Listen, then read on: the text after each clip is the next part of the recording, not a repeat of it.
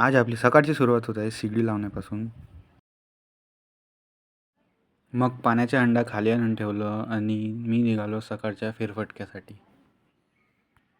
मम्मीला कामावर सोडून घरी येत होतो तेवढ्यात फाटक बंद मिळाला.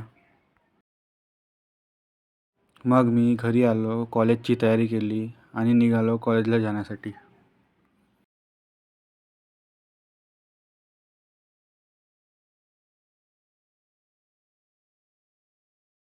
डॉनला पिकअप केलं आणि मग आम्ही निघालो कॉलेजला जाण्यासाठी.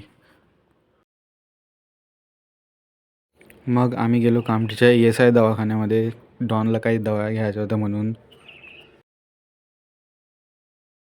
नंतर आम्ही पोचलो आमच्या कॉलेजमध्ये.